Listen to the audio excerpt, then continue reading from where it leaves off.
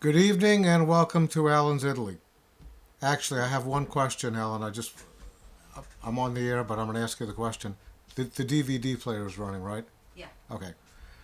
Anyway, um, I basically had to take my coat off because the jacket that I usually wear, and I have been wearing since like one of the first shows. When I first did my first show back on December 16th, 2011, I did not wear a sport jacket, and then I started doing it and not doing it, and then of course I stayed with the sport jacket for since the early part of the shows to now.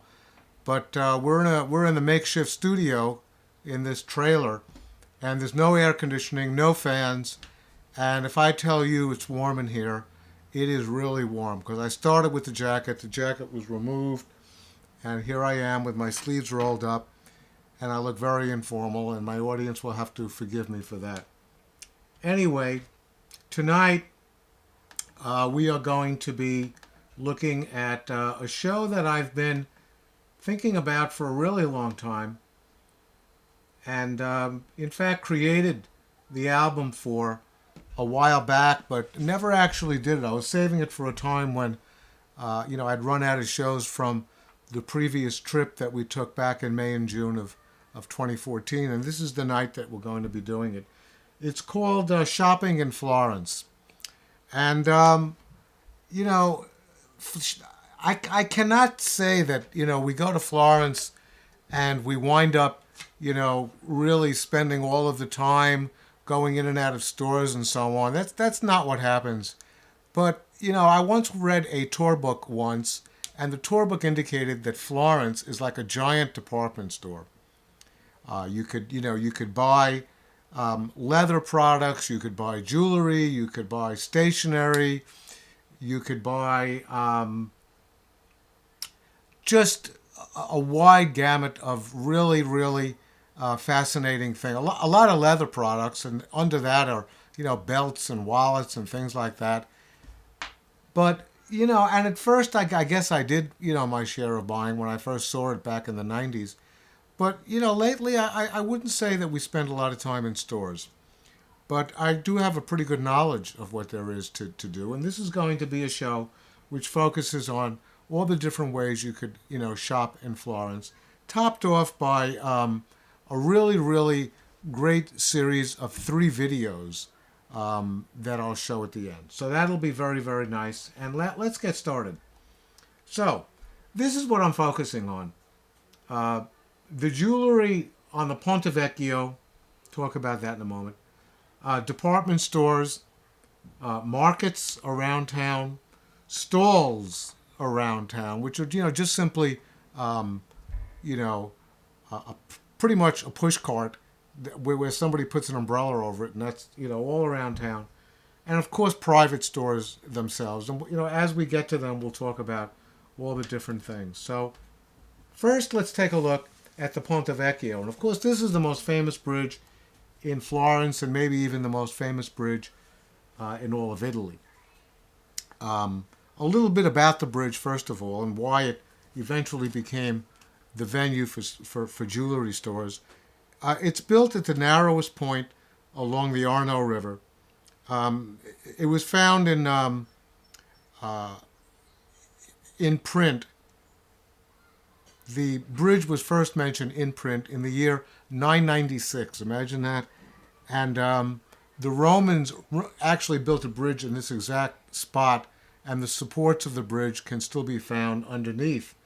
But this bridge was built in the 10th century, and was washed away by floods in the 12th century, in the 14th century, and most recently it had a great deal of difficulty. It was not washed away, but had a lot of difficulty during the famous floods that struck Florence in 1966, which, the bridge was the least of it. There was, flooding in the Uffizi, outside of the Uffizi, and a lot of art was destroyed.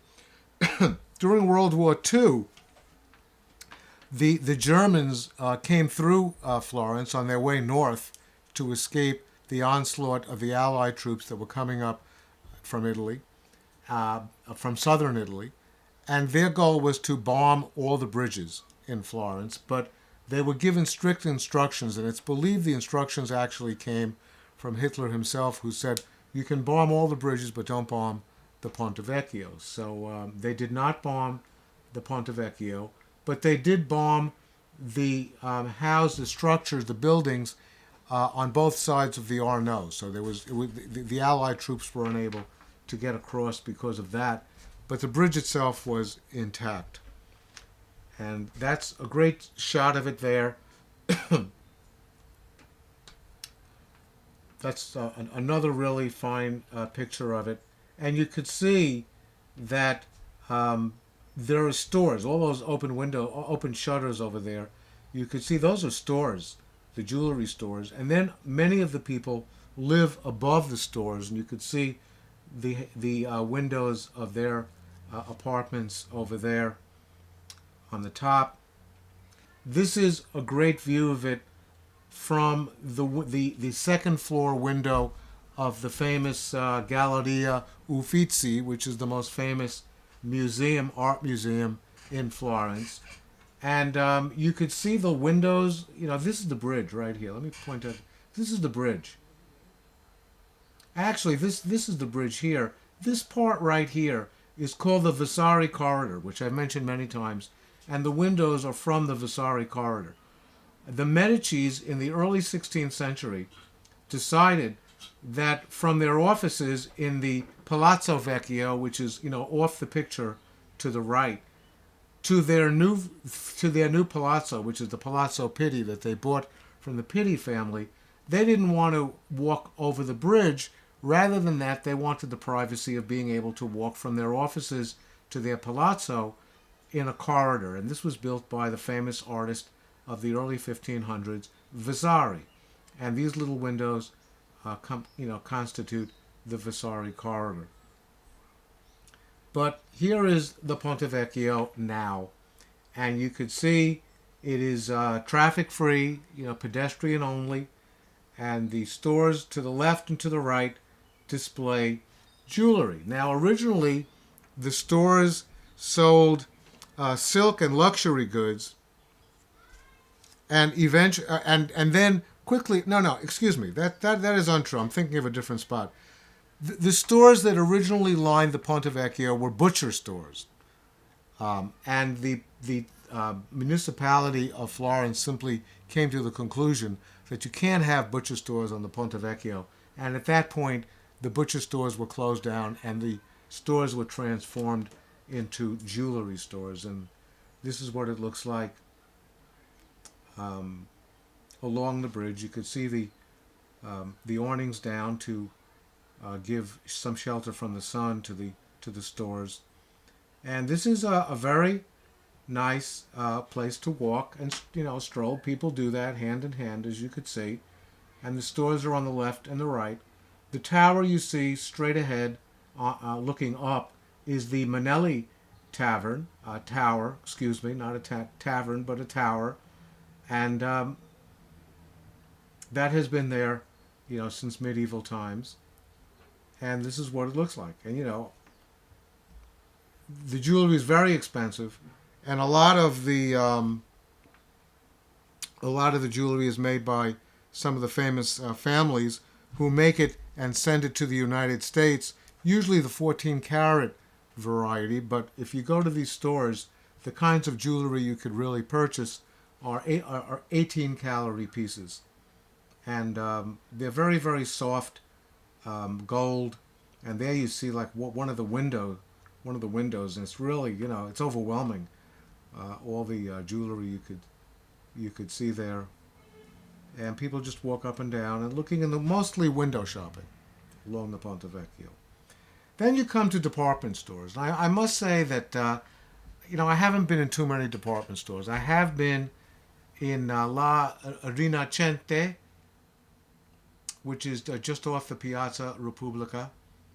And I think I've also been in Coin, which is the second one. But, just to kind of look around, maybe we've bought a couple of things over the years. And this is what La Rinascente looks like. It's a very big building. Sort of reminds me of Macy's in many ways. On 34th Street. This is Coin. It's not pronounced coin because in Italian that's pronounced Coin. And this is what Coin looks like from the second floor looking down. It's really beautiful. And most of the time it is pretty crowded. People do go in. There's another view of it with balloons, obviously in the middle of a celebration of some sort. Markets. People who visit Florence love the markets in Florence, and there are a few that I'm going to focus on. There are more than this, but I'm going to focus on just these. This is, the San Lorenzo, which is the biggest and perhaps the most famous. The Mercato Nuovo, the Mercato Centrale, also known as the Mercato Vecchia, sometimes the Piazza Santo Spirito. This is the San Lorenzo market, and there are the people, the proprietors, right outside, kind of trying to get people to shop, and they'll come right up to you, and they'll bring. I once had somebody who saw me looking at leather goods in one of the stores, looking at a leather jacket, and came right up to me with a leather jacket in his hand on a hanger, trying to tell me that this is pure leather and I should buy his leather jacket. And what they sometimes do is they sometimes light a lighter, with a flame, and they put it right on the jacket to show you that it's real leather and it's not going to burn. And they'll do anything to sell you a jacket. This is the Church of San Lorenzo, from which the market gets its name. And, people just walk through it, and you could see more than just leather jackets. You could see T-shirts and scarves and leather bags, and, just everything is along here. And I must admit that I used to go here a lot more then, when I first visited Florence back in the 90s and early 2000s than I do now. I'll tell you the reason in a moment. But there's, one of the proprietors talking, probably trying to convince one of the tourists in Florence to, buy one of his products. And they, it's pretty high. It's a very high intensity sales pitch. And it's almost impossible to walk away from it because these people, are making a living, trying to make a living from this. You don't want to let them down, and, But most people are just, enjoying the day out. This is another market. This is the Mercato Nuovo, sometimes known as, and that's a loggia, as you could see, the Loggia de Porcellino. And this market is sometimes called their Mercato Vecchia, which, no. The Mercato Vecchia, I'll tell you the truth. It is so hot here, I got to tell you, that the temperature must be like 95 degrees. It's really a little difficult to concentrate, so please forgive me. But it's called the Mercato Nuovo to distinguish it from the former Mercato Vecchia, which was actually located in the Piazza Repubblica. It gets the name Porcellino from a 16th century sculpture of a piglet or wild boar that I'll show you in just a few moments. But originally, when this became a market, it sold silk and luxury goods, and then sold straw products. For that reason, it also goes under the name of the straw market. So it's sometimes called the Mercato Nuovo, sometimes called the straw market, and it gets its name from a sculpture, and the loggia is named after the sculpture, the Porcellino, which is translated from Italian into piglet or wild boar. And there it is. It's a lot more congested looking than the San Lorenzo market because it's much smaller, and you have to kind of squash in to this small area. But I like shopping here because all you have to do is turn around and there's the next product, and it's just in a very nice location.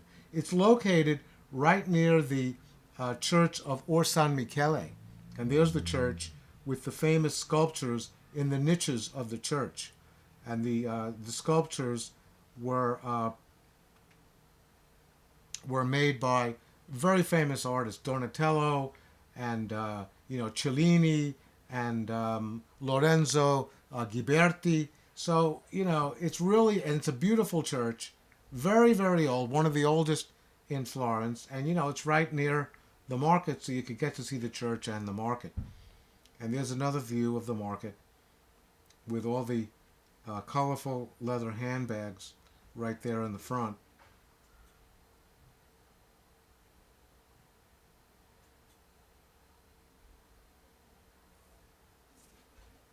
T-shirts, scarves,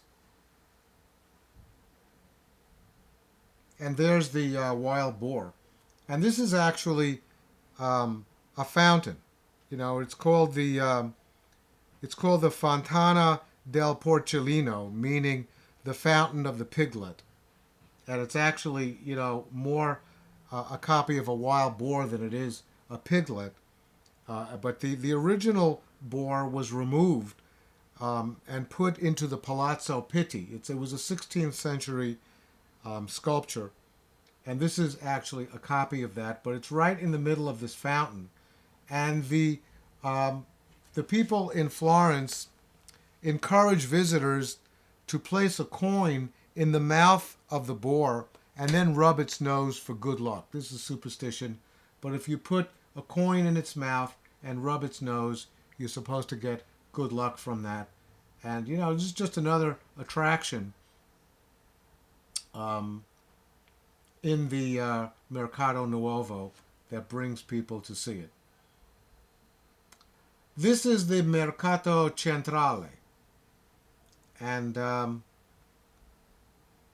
you can see obviously a lot of people go there by bicycle, and there's a big parking lot right out in front with the red door, and you can see the sign over there on the left, parcheggio, which means parking lot.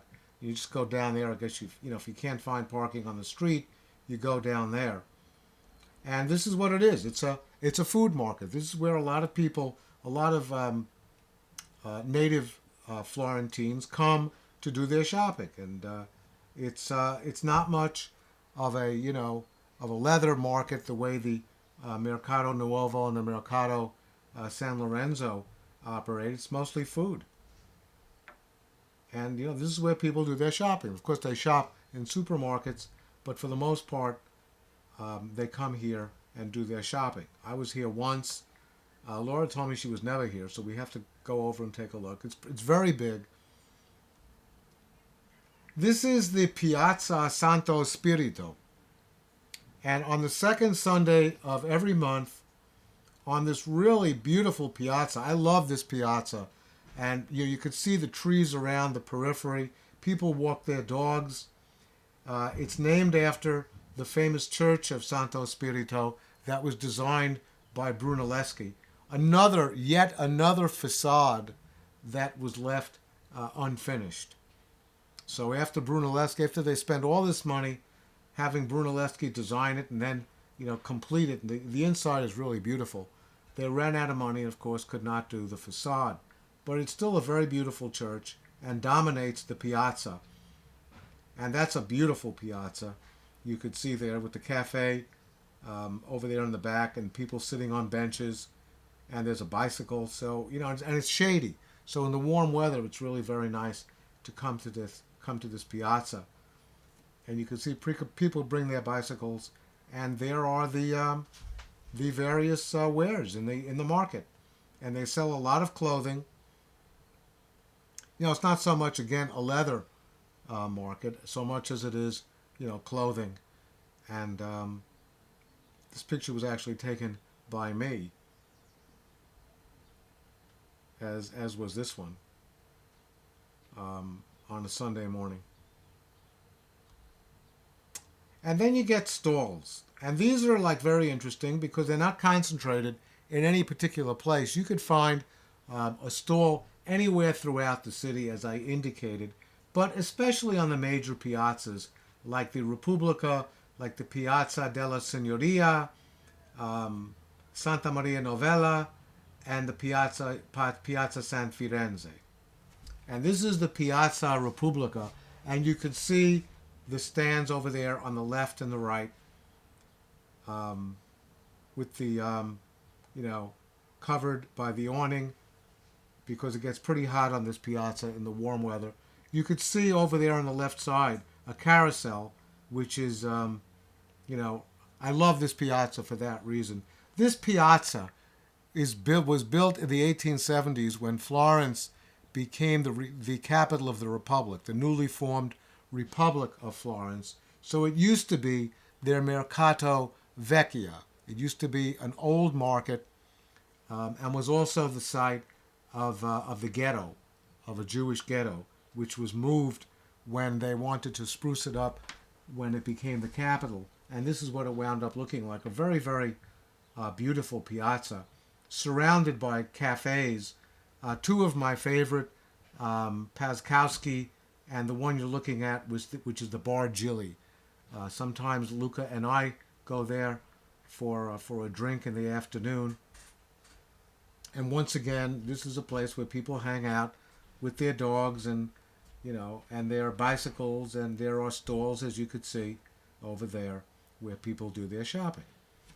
Now, in addition to the Mercato San Lorenzo, you also get stalls that are kind of disconnected from the San Lorenzo market, and those are two of them right there, right in front of the church. Another facade, as you could see, that's unfinished.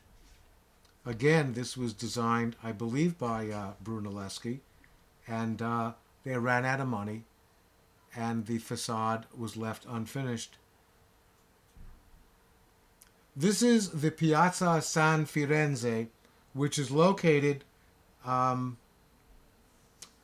slightly north of the Arno River, maybe a few blocks.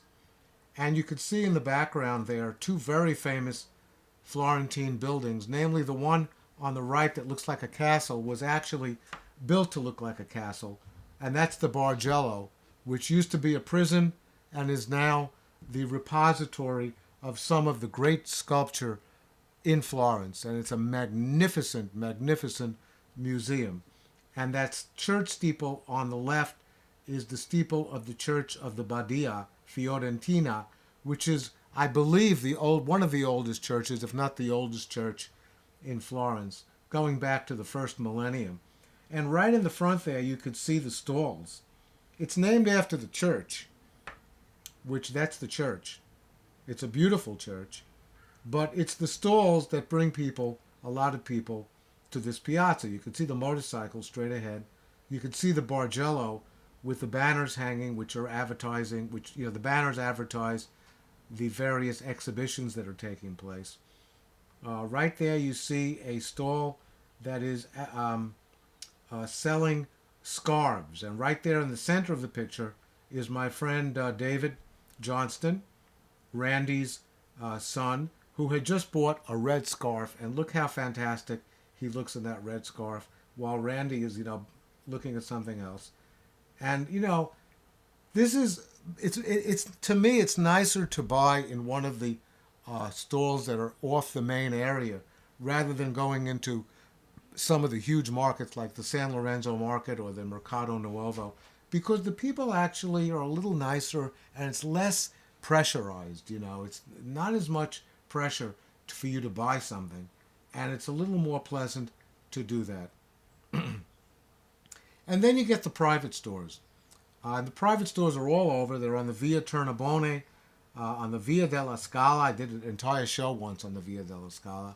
The Via Calzaiuolo, and along the Lungarno. The Lungarno Lungarni are the streets that line the Arno River. And here are a few of them along the Via Tornabuoni, the private stores. This is a great view that I took off the internet of the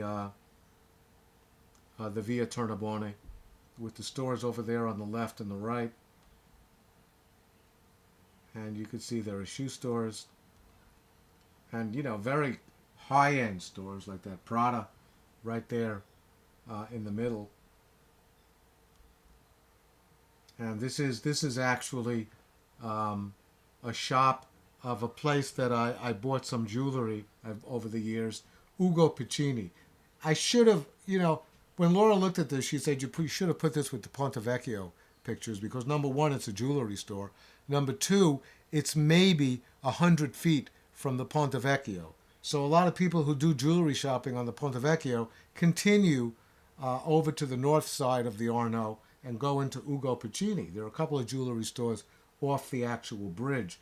But I like coming here because it's a very relaxing store. The salespeople are wonderful. And when you buy something, you actually get to meet the owner of the store himself, Ugo Piccini, who's a wonderful man. This is the Via Calzaiuolo, which is a really wonderful street that connects the Piazza della Signoria, which is in the foreground, and that's where that's the civic that was organized in medieval times as the civic center of Florence, and that street was used to connect it with the Piazza del Duomo, which was the religious center of Florence. This is the look of the Via Calzaiuolo looking south. This is looking north from the Piazza Signoria, and this is looking south from the Piazza del Duomo. And they have everything on this. There's like private stores, there's bars, there's restaurants, there's some pretty good gelato along that route.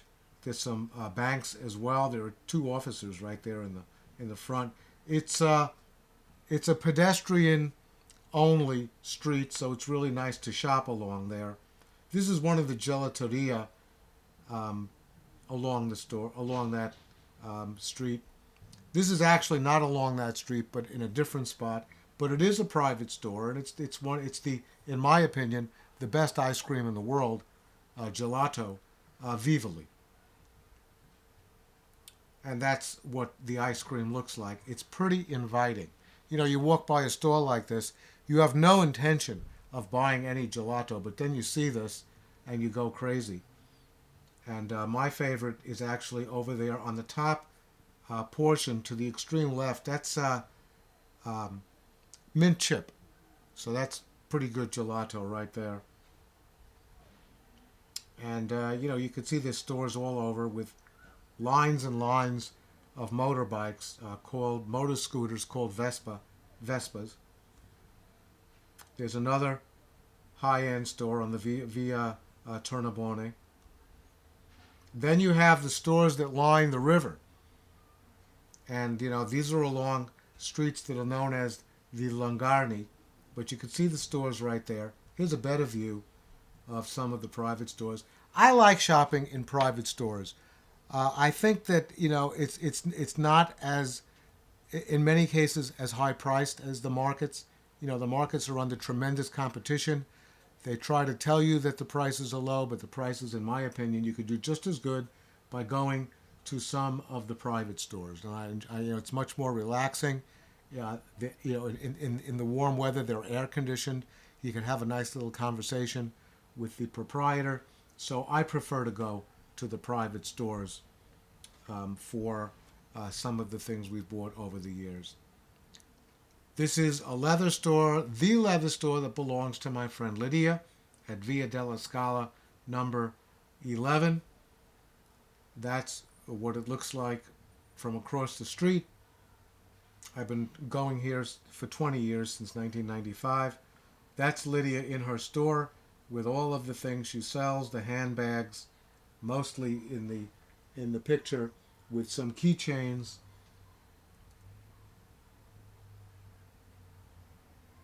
Some, really colorful pocketbooks that are really beautiful. And she has that, and wallets, and keychains, and belts.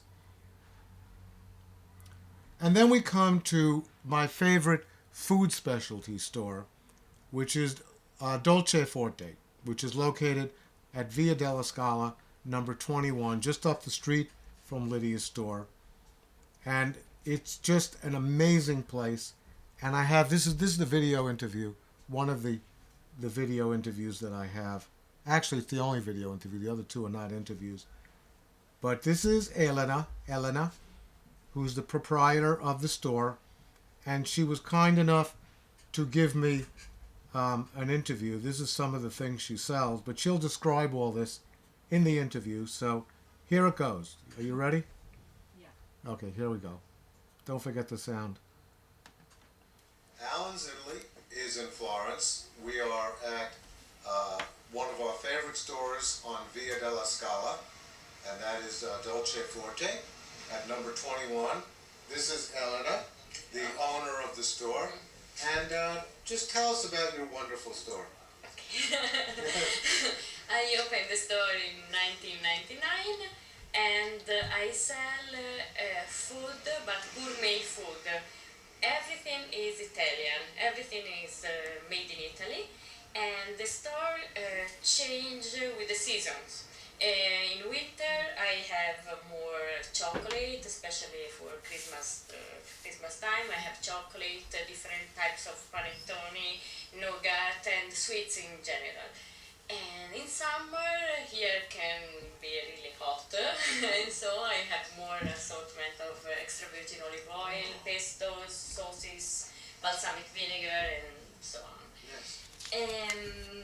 I stock a large range of different types of chocolate, from the typical Italian chocolate as gianduiotti or boero. The boero are cherries soaked in grappa for a few months and covered with chocolate, with dark milk and white chocolate.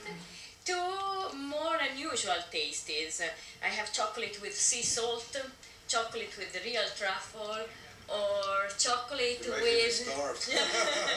I have also chocolate with formaggio di fossa. Formaggio di fossa is cheese. It's this one. It's outside is dark chocolate, and it has a filling with cheese and sweet wine mixed together. What kind of cheese? What kind of cheese? Ricotta or? No, is an aged cheese, formaggio di fossa. That's the I don't think it has a translation because Okay. it's typical of Emilia Romagna. This is a producer of Emilia Romagna, and they use local products. So salt of Cervia and cheese of that region, that area. I sell also the most famous, I think, Italian chocolate makers, Amedei, most famous of top quality chocolate, of course, not top. Yeah? And it's Amedei. Amedei is local. The factory is in Pontedera, a small town between Florence and Pisa. Yeah, you know. Sure. And they are winner of a lot of prizes at the Academy of Chocolate in London, and they have their own plantation in tropical countries. So they start to the bean and arrive to the bars and the pralines, the chocolate. But important is that I have other things from here, local, from Tuscany, Amedei, Slitti. I have the biscuits, the cantucci, the hard biscuits that we usually dip into the vin santo, the holy wine. I have the panforte from Siena, but not all is from here, from Tuscany, because I taste everything before buying, and I choose the best in each region. So the oranges, the orange peeled, come from Sicily, because the best citrus fruits are from Sicily. The limoncello is from Sorrento, or the amaretti are from Sassello in Liguria, and the balsamic vinegar, of course, is from Modena. Because and I have the oldest producer of balsamic vinegar from the beginning of 17th century. The truffles are from Umbria, so I make this kind of choice. Wow. And You are lucky. You are lucky to be able to taste everything. So a lot of thought goes into exactly. This isn't just a random store that has, a store that has random items. Everything is really well thought out and planned in advance, and you go to the places? Yeah. That's wonderful. That's really great. And I think the last thing I want to Oh, tell go you right ahead. is that if you buy here, you can have for free a gift packet with the paper of the store. Yeah, with my paper. But if you want personalize your gifts, you can choose one of the boxes that Florentine maker, Florentine craftsman make for me. So there is I choose the paper and the boxes are all handmade. Oh, they're beautiful. Wow, how wonderful. So, what's the most popular item in the store, in your opinion? Oh, I think Amidei chocolate is one of the most popular, but I have one of the best seller are those. Oh.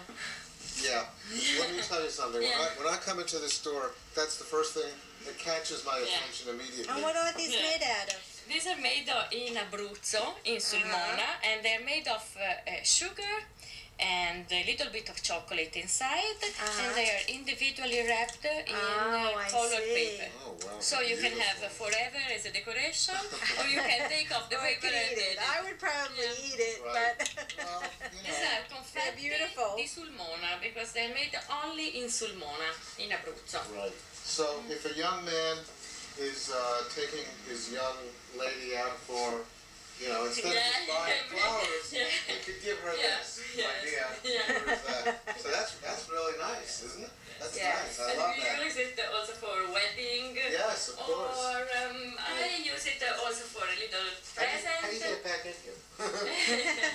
Or also on top of gifts. Yeah. Yes. Very nice. Or Very nice. Or richer your. Yeah. If you're having a birthday cake, you can put it in the birthday cake. This is a wonderful store. And Elena's just like, we've known her for a couple of years and she's really great. We've bought a lot of things here. We will continue if we come back to Florence, which I can guarantee we will, because this is my 18th trip to Florence. So, thank you very much. Now, anything else? Anything else. That's wonderful. Thank you. Thank you very much. Thank you very, very much. Okay, so we're back to me. So this is, obviously a wonderful store, and that's a very charming woman, and it's a beautiful store to shop, and it's a private store, one of the private stores, and we kept walking down Via della Scala, and we came upon this window. Now this is not a private store per se; it's actually a restaurant. It's called the Osteria Pastella. It's located at number 17 Via della Scala, which is further towards where Lydia's shop is. And the person right in the window, her name is Elena, who is the chef, and she is a pasta maker. And I will show you what she's actually creating pasta, which has ricotta cheese inside, chocolate and nuts, and it's served with strawberry sauce. You got to see this. We took it through the window, so it's not as sharp as the image of the previous video, but you really have to see this, and bear with it. It's a little over 3 minutes, but it's really something special, and there's not much, actually there's no sound on this, so you can really even kill the sound completely, Ellen, if you want. It's just a demonstration of how this woman creates her pasta. Okay, so when you're ready. Okay. Here we go.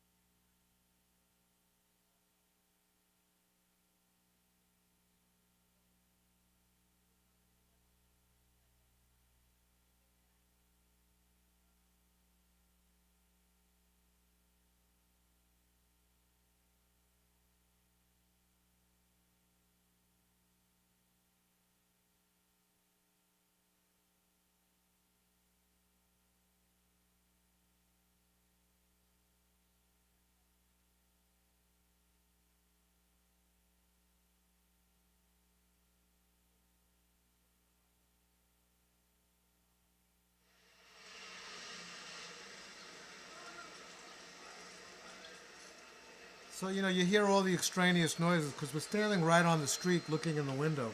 So you hear cars going by, and you can even see the cars going by in the window.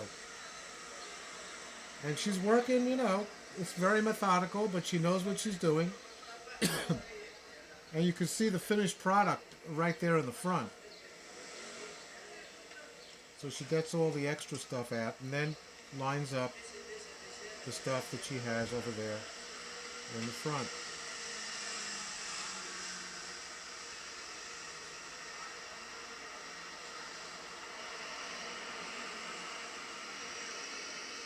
And once again, these are made with ricotta cheese, chocolate, nuts, and they're served with strawberry sauce.